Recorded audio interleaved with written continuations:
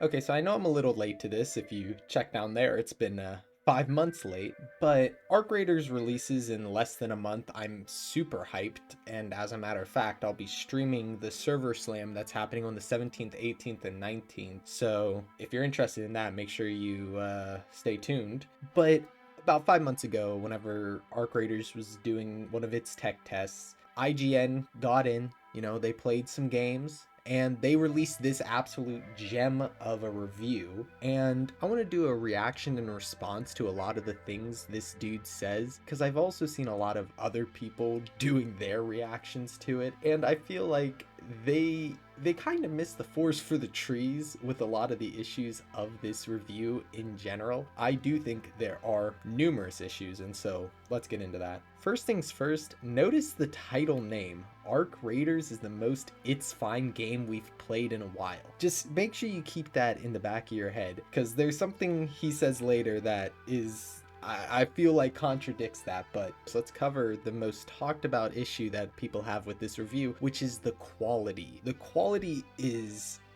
interestingly enough, I didn't even know this was possible, but it's 1080p 50 frames per second, and also 720p 50 frames per second if you don't want the 1080p. Maybe that's too high quality. And the 50 frames per second is very noticeable.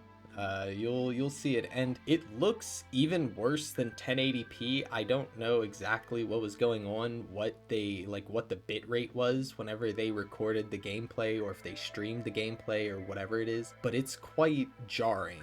Arc Raiders is blisteringly, aggressively archetypical, the extractionist extraction shooter that ever extracted.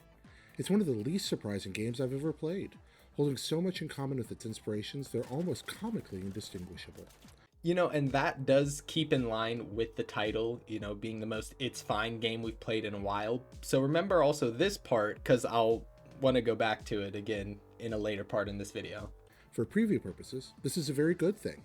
If you enjoy other games about scavenging goods while avoiding PvE foes and robbing PvP humans, you're probably going to like Arc Raiders. And that's another thing. He says avoiding PvE foes, but you don't really need to avoid the arc. Like, depending on where you are in your loot journey, depending on the type of loot you have, and what you're bringing in, yeah, you will have to avoid some of them. But most of them you can and should take on. Of course, it's always dependent, right? Sometimes you're doing quests, and so you might not want to fuck with the arcs, but there's other extraction shooters that are way more brutal with the AI. An example of a game where the AI is something that you really want to try and avoid, at least according to what I've heard, would be something like the Forever Winter. But in Arc Raiders, yeah, you very much can and should interact with the arcs. Once again, it depends on what you're really trying to do, though. If you don't, then there's likely nothing new here to tempt you. This is a game so unabashedly tied. Oh, and not to mention, the real thing that should be tempting you is the arcs. I think the arcs and their AI are so phenomenal. That's where a huge amount of the replayability factor comes in. Not to mention if/when Embark adds new arcs into it.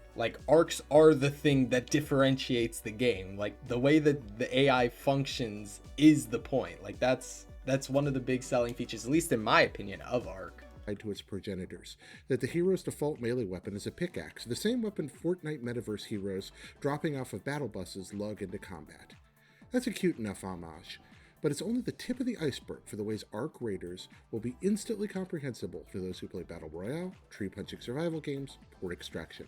And on that, I kind of get what he's saying, and I do agree that extraction shooters and battle royales share a lot of similarities, in gameplay at least. You're both dropping into these areas, these maps, scavenging for loot, having to fend off other players, and hell, even looking at something like Fortnite even has AI, or at least it used to. I don't know if it still does. I haven't played since chapter 1 many years ago, but I remember at some point in chapter 2 they added a bunch of AI enemies and stuff. So even the battle royale has AI enemies. Obviously, the major difference with extraction shooters is that you can actually take that gear, keep it, and use it in future runs. There's also differences out of game, things like factions and questing, but talking about strictly gameplay, battle royales and extraction shooters do share a lot of similarities. Although obviously in Arc Raiders, the pickaxe is more of really a crowbar. I don't think it's really an homage to Fortnite.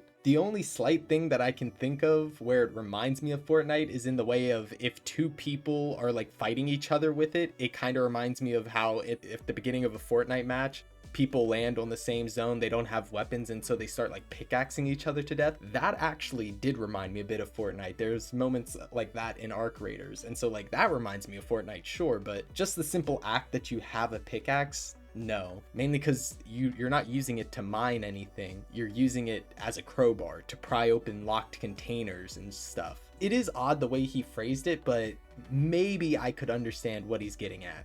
There's very little that feels truly original, but the components bolted together from others. And like I said, the thing that feels truly original is the arcs. Like the arcs are the thing that's really stands this game out amongst all the others. Not to mention the map and POI design. The gameplay flow is incredible. And all the other systems that Arc does share with other games, other extraction shooters, is done exemplary. And I also hate this idea that something always has to be new or unique in order for it to be like desirable. It seems so odd to me because, you know, my favorite flavor of ice cream is vanilla. And you can tell a good vanilla from a bad vanilla. It's all about getting those basics and fundamentals down correctly. I don't need some wacky zany flavor because it doesn't interest me because I know the quality's not there. So doing something just because it's unique or new, I hate that. And with video games, it's much the same. Successful live service games click predictably and produce a satisfying result. The goal each round is simple. Go to the surface and then get back underground alive with better loot than you started with. Two forces stand in the way of that goal. The first are the Ark, AI-controlled battle robots that wander the map searching for any sign of organic life. The Ark are no trifling threat. Even the smallest bots can prove surprisingly dangerous, especially in grooves. The little spider-like scurriers are downright upsetting for an arachnophobe like me, and the large crawlers do not mess around. Ark wander the map listening for the sounds of search or battle and swarm any humans they find. The Ark are You know, I feel like this is also a great time to mention, and this is something that a lot of people also bring up in their reactions to this. His gameplay isn't that great, and I wonder if that has anything to do with how he feels about the game. No hate, because being good at games really doesn't mean much of anything unless you're like a professional player making, you know, money off of it or something like that.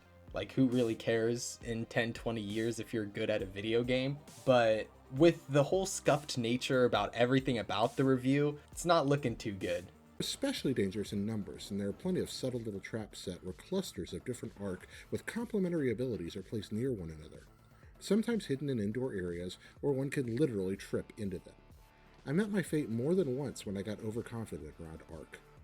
One crawling monstrosity literally spun into the air with its legs like some kind of cyclops spider helicopter. Take down an Ark, though, and the rewards can be worth your trouble. They generally contain ammo and weapon components. The second and more deadly threat are your fellow raiders. If you choose to play Ark Raiders, you best And on that point, they drop a bit more than just ammo and weapon parts. They also drop what they do. So for instance, the flamers will drop this component and you can kind of use that offensively as kind of like a flame grenade. It's really cool and interesting. And so there is like a pretty decent reward for dealing with these arcs. enjoy watching your back, because to quote Casablanca, This place is full of vultures, vultures everywhere. it's often more efficient to fall upon a fully loaded player who isn't paying attention. Also, I wonder who that reference is for. How many people playing video games today know Casablanca? It just seems like a very odd reference to throw in here. And I'm pretty sure this is the only reference, or maybe there's only like one more. It's just very odd that out of all the referential humor you could go for, you're like, ah, yes, Casablanca. That's the one that's gonna get that's the one that's gonna really resonate with people. They're gonna be LOLing all the time for this one. Than to risk a half hour of bracing open doors in a nearby warehouse, or to lurk near an extraction point and cut somebody down when they're about to escape. Of course, every other raider is likely looking to do the same to you. Combat is competent enough to be satisfying. Your third-person avatar moves and controls like I'd most say other it's a bit third-person more than avatars in modern competent. shooters, with no real irregularities or surprises in the controls. Bullets mostly go where you want them to, depending on the capabilities of your chosen weapon, and melee attack power is substantial. Firearms feel right, SMGs are springy and difficult to control, assault rifles steady and heavy, sniper rifles punch like artillery. Back to the video quality, I'm pretty sure this isn't even a stable 50 frames. I'm pretty sure it's fluctuating and there's like a bunch of skipped frames, which is why it looks like laggy and super stuttery. So in case you were wondering about that, that's not me, that's this video in case you haven't seen it. Playing in teams of 3 adds a bit of depth to the battle, as you and your companions can search and cover for each other much more systematically than is possible with a single raider. Firefights between teams develop a sense of strategy, as coordinating squads deploy flanking tactics and ambushes against groups of foes. Whether calling out directions, overhearing sounds, or covering all windows in a room, your 3-person squad will find plenty of tension waiting in most buildings. I mean, that's just maps hilarious draw the way they characters in. didn't even notice. The most lucrative resource hubs are clearly marked, and players flock to the richest areas looking for food, or hover between the treasures and the extraction areas, waiting. This is another point that other people have also brought up. He mentions looking for food, but you don't do that. Like, he mentions it as though that's a huge part of the game, as though it's like a survival game where you need to manage your hunger, your thirst, your sleep, or, you know, things like that. But that's not how the game functions at all. There is food for a quest, but that's not a resource, nor is it something that you're like actively going out and trying to obtain over and over and over again. Like, that's not a main goal of your looting experience in the game. You know, going out there trying to get better weapons, better components, you know, things like that. Like, you could say that that's the point. Getting food, no. Dispossess the luckiest foragers of their well-won games. The environments are passable, with the usual collection of rusty warehouses, abandoned apartment buildings, and overgrown vacant lots you'll find in a lot of post-apocalyptic shooters.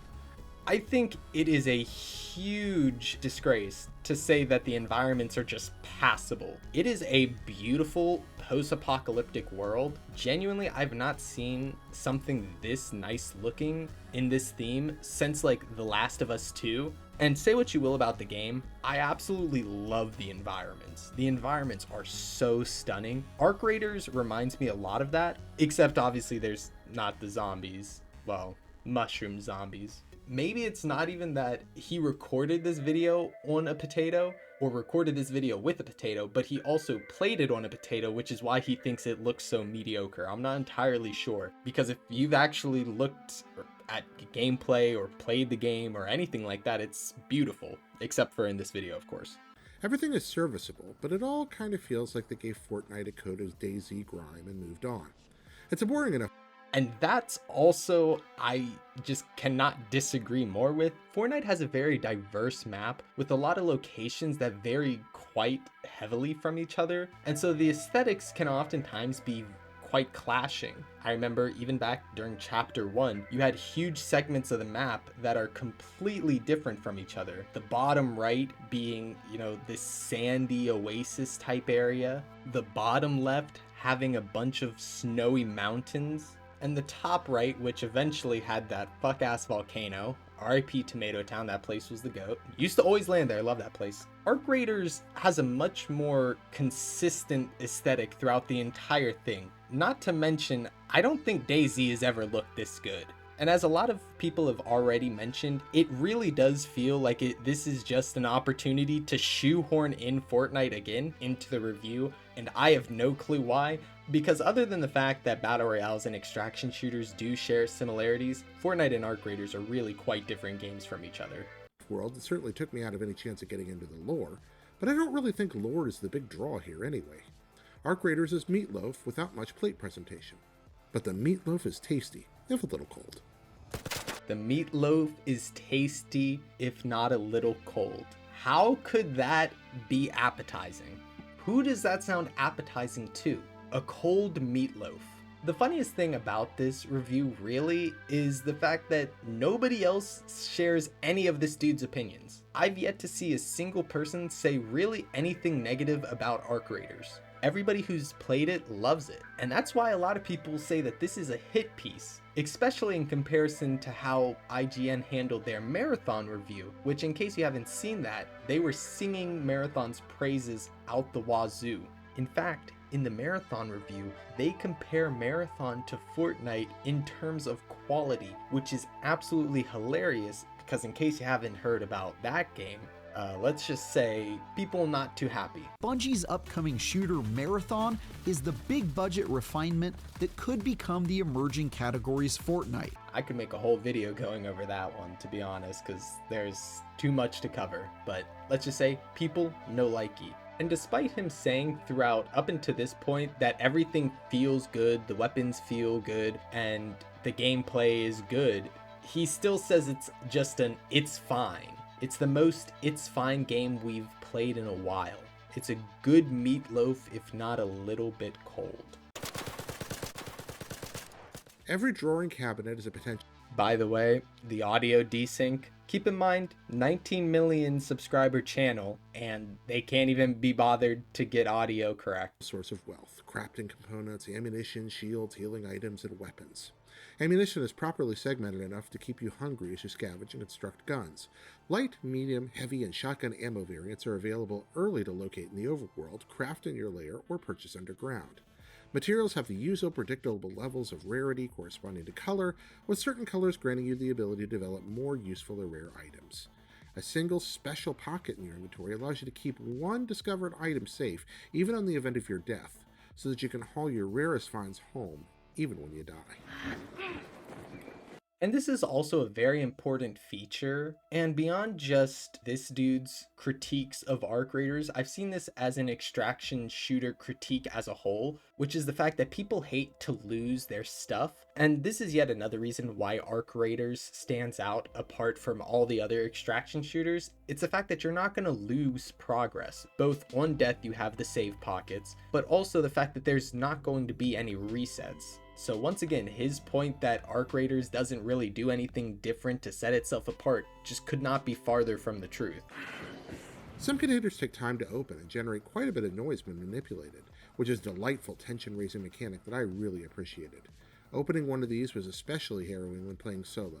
You can really feel the vulnerability with your camera locked forward, not knowing what passing robot or player might discover you as you make an ugly racket jimmying a door. You spend your time between rounds underground, where you convert your ill-gotten gains to an ever-escalating series of crafting tables, allowing for the creation of ever more elaborate gear. You can also choose to straight liquidate materials and finds for cash, and purchase fully crafted items at in-game stores. There's also some part of crafting that involves a live rooster. I never figured that part out.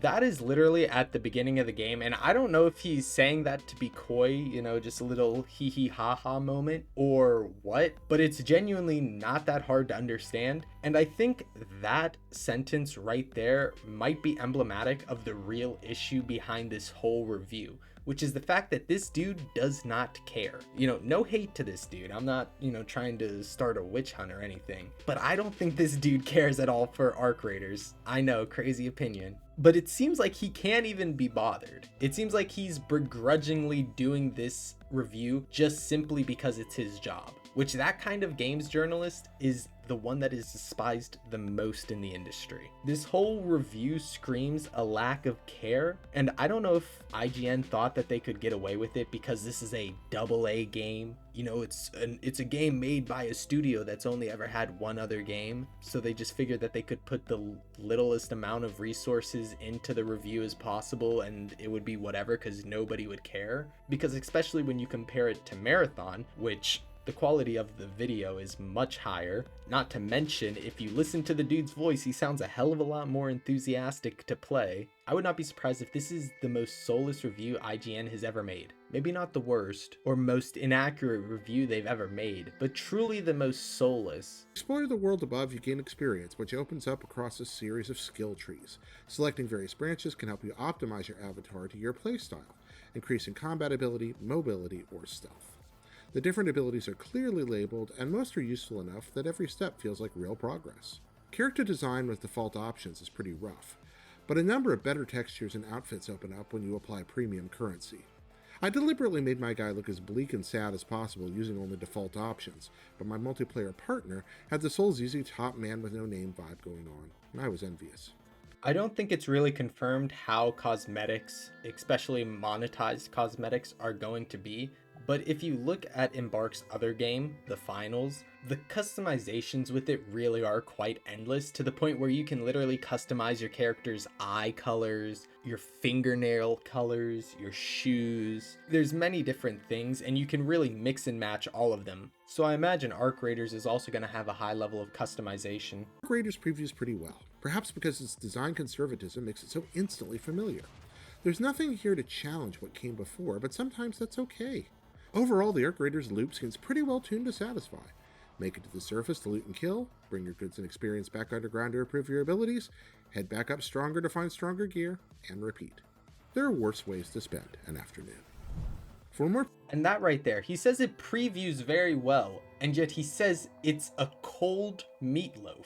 He says it's the most It's Fine game we've played in a while. Blisteringly, aggressively archetypical. It's one of the least surprising games I've ever played, but the meatloaf is tasty, if a little cold. Arc Raiders previews pretty well. Whenever he says weave in the title, I'm assuming he's referring to IGN. So this is referring to the amount to all the games that IGN has reviewed in a while. And so you're telling me out of all the flops that have come down, So you're telling me that out of all the flops that have come out in the last couple years, this is the most mediocre of all of them? Really? And he ends it with, there are worse ways to spend an afternoon. I don't really understand how he can contradict himself so much by saying it's a mediocre game, it's a cold meatloaf, and then also saying that it reviews pretty well. That's just not consistent, and it's not logical, which once again is why people think that this is a hit piece, especially with Marathon's review in mind. I don't think it really is a hit piece if we're being honest. I just think that this is just a lack of quality. To me, it seems really clear that the reviewer / IGN just really did not care. I don't think the reviewer enjoys these types of games, and I don't think IGN really gave a fuck about this review, and they probably didn't give him any help. They couldn't even be bothered to send him a PC that could record the game well, nor do they have any kind of oversight to say, hey, this review looks like shit, maybe we should re-record it, get some new footage. Just a complete lack of care, and from a channel that has 19 million subscribers, you expect better. If you search up Arc Raiders review right now on YouTube, you'll find a litany of small creators who have made infinitely better reviews, not just,